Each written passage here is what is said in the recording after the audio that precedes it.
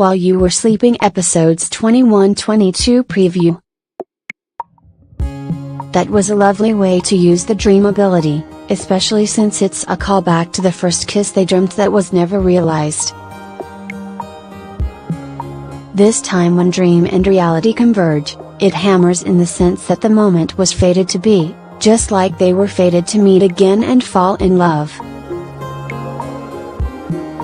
Or maybe with these two, it's more like they were fated to heal each other and save each other, and love was just a natural consequence of that.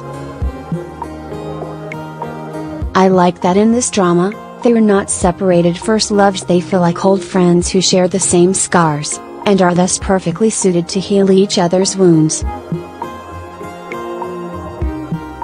It was just nice to get a break from the usual cases and focus mostly on the central relationship, and how these two people took their time to reunite. I never thought that Hongju had anything to feel bad about when she ultimately saved Jae-chan and the cop 13 years ago, but everything about that time in her life seems to be bundled in her survivor's guilt over her father's death, and that was just the start of the burden she's carried with her since then about seeing people's futures that she wasn't able to change.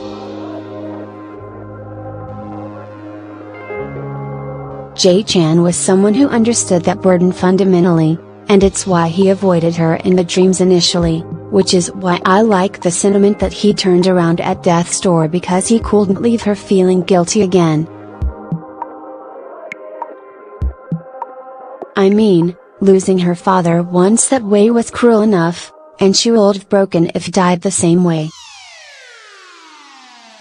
Her pretending not to remember him seemed a little extreme to me, but I see how it fits thematically, since Hongju sees herself as being the same as the father who was filled with so much grief that he thought to kill.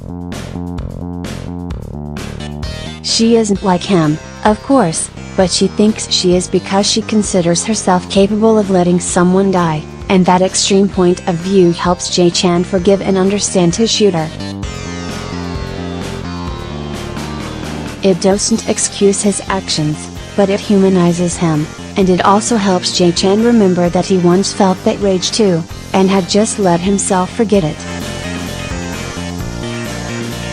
And then there's Yubum, who is actually responsible for instigating this whole thing and doesn't feel even a drop of remorse or responsibility for his actions. I'm starting to doubt the existence of a conscience after all, though he did seem at least a little thrown by Chief Choi's rebuke. Even if he does take it to heart, I'm sure he'll somehow earn the wrong lesson anyway. I really enjoyed the comedy sprinkled throughout. It seemed almost like they saved the extra funny moments for the extra sad episode to make it up to us. I especially love it whenever lovey-dovey sentimentality gets undercut with humor, like Jae-chan confessing his feelings to his boss while high on post-op drugs. And I had been missing Hongju's nutty personality lately, so it was nice to see a flash of it return when her jealousy turned her weird, and then to see her be the first to kiss Jae-chan again.